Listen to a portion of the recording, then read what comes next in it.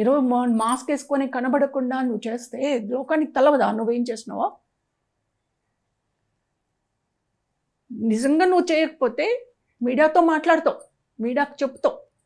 24 ఏళ్లలో ఎప్పుడో ఒకసారి మీడియాకు చెప్పుకుంటావు నీ గోస. చెప్పలేదు అని అంటే యువర్ అక్యూజ్డ్, నువ్వు దోషి.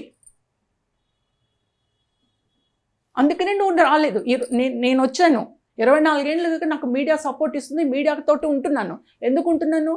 అన్యాయం అయిపోయినా నా బిడ్డకి ఏమి జరిగిందో మీడియా వాళ్ళకి తెలుసు, మీడియా నాకు సపోర్ట్ రావాలని చెప్పేసి నేను ప్రత్యక్షంగా అందరితో మాట్లాడుతున్నాను. నువ్వెందుకు మాట్లాడట్లేదు?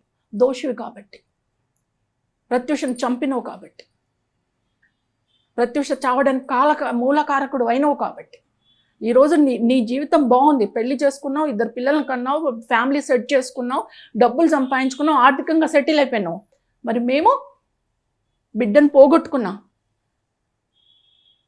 ఒక అమాయకురాల్ని చంపేసినావు. నా కుటుంబం ఈరోజు కూడా ఎదగలేకపోతుంది.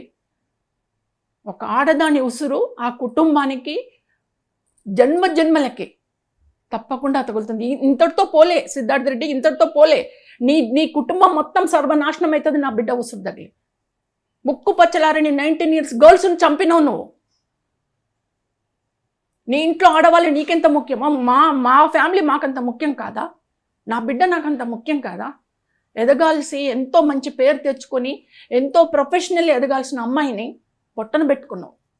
కర్మ రిటర్న్ అవుతుంది. నువ్వు ఇంకా ఇంకా ఇంకా ఇంకా ఇంకా జీవితాంతం నాశనం అయిపోతావు, జీవితాంతం అనుభవిస్తావు. అది మాత్రం తప్పదని చెప్పేసి ఒక తల్లిగా, ఒక కడుపుగాలిన తల్లిగా చెప్తున్నా.